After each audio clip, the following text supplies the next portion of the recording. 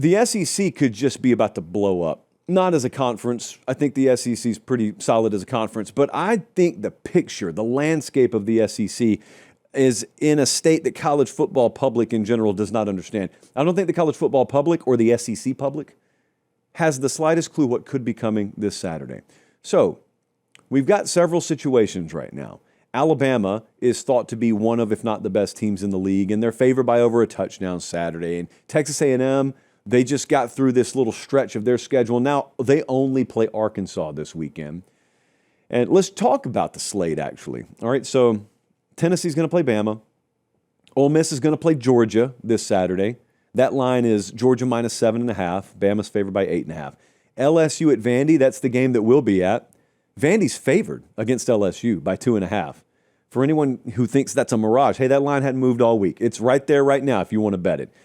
Oklahoma against South Carolina. We'll talk about that in upset alerts later. Oklahoma is a 5.5-point favorite there. It's Cocktober. It's Columbia. Now, it is an early kickoff, but still. Texas A&M's at Arkansas. That's the kind of game where in the past you think to yourself, all right, make sure you get out of there healthy. The line's 7.5, guys. Make sure you get out of there with a win, and then make sure you're healthy. Texas at Kentucky is another one. Texas at Kentucky in a previous lifetime would have been a 20-plus point spread. The spread's 12.5. So I'm looking at this slate this weekend, and in the Big Ten, they have something happening. It's called separation. And it's very clear the difference between your Ohio States and your Indianas versus your Illinois or whoever, Nebraska, someone like that. And then Oregon's kind of floating in the middle right now. We still got to figure out what they are. But there's separation. In the SEC, we kind of sort of have it, but I don't think if I polled the audience, many people think that Ole Miss is going to remain undefeated. Maybe they will. Maybe Ole Miss is part of the separation, but they're in the top of the league. I just think we have a potential volcanic Saturday coming because there's so many of these games that are well within reach. There's so many of these games that are well within the realm of believability that the upset could happen. We could stack upsets on Saturday. It could be an upset stacking Saturday. And even if it's not this Saturday, we still have half the conference slate to go or more, depending on which team you're talking about. I think we either got one or two things happening in the SEC right now.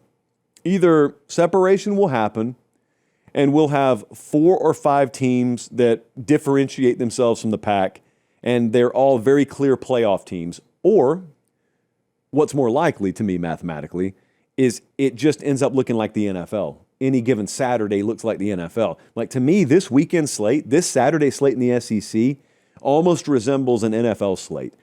What I mean by that is in the NFL, they've said any given Sunday forever in the NFL because any given Sunday, with very few exceptions, there aren't many results that would just completely and utterly stun you.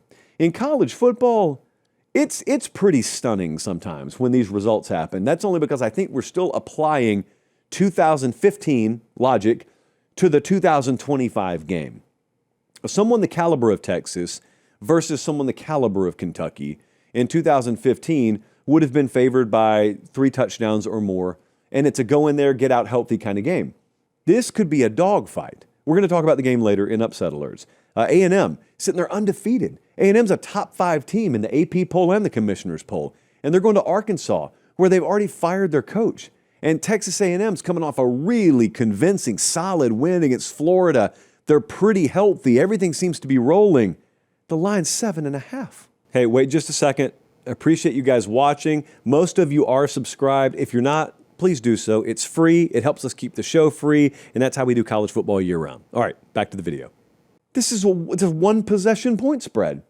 Bobby Petrino, one of the better offenses that's clicking in the country right now. They took Tennessee to the wire last week. My point there is Arkansas's a bad team. Texas A&M is viewed as 1A, 1B, one of the best teams in the conference, and it could just that easily, boom, just that easily, it could happen Saturday. My point there is that is not the state of these other conferences. That's not the state of the Big Ten, which is the comparison. That's the apple to the SEC's orange. That is not the case there. And so what does it mean this Saturday? It means you could be entertained this Saturday. What does it mean down the road is what I'm more interested in, because we're going to get to a place where if you've got separation, okay, all's well, and it'll be very clear who's supposed to make the playoff and It'll be very clear who's going to Atlanta. Actually, it may not be clear who's going to Atlanta, but it will be pretty clear who's going to make the playoff. But if not, if we have the more likely scenario to me, and we've said this, remember, since SEC Media Days, I have said the more likely scenario is just a jumbled mess in the SEC where there's no elite team, there's no 2 or 3 that rise up above the rest of the pack, and it's just a bunch of 2 and 3 loss carnage. If that happens, the 2-loss teams probably make it. I'm very interested in how many playoff caliber teams the SEC has to offer. And then the whole power rating versus merit-based ranking thing comes into play. The Big Ten's just not dealing with this right now, and I don't think they're going to. I think Oregon's still a really good team. They'll separate. Ohio State has long since separated from the country, actually, as well as the Big Ten. Indiana's absolutely there as well. What I do wonder in the Big Ten, their version of this would be, I have no idea how Wisconsin would push Ohio State. We're not even putting it in upset alerts this weekend. That's how little respect I have for the upset potential there. But like if Washington were to go beat Michigan, yeah, it would be an upset.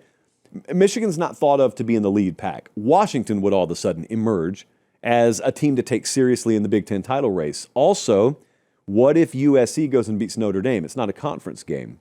But if USC beats Notre Dame, everyone takes them a lot more seriously. And I just think about those 2 results. If those 2 results were to happen this weekend, USC beats Notre Dame and Washington beats Michigan, think about what Oregon's schedule all of a sudden looks like.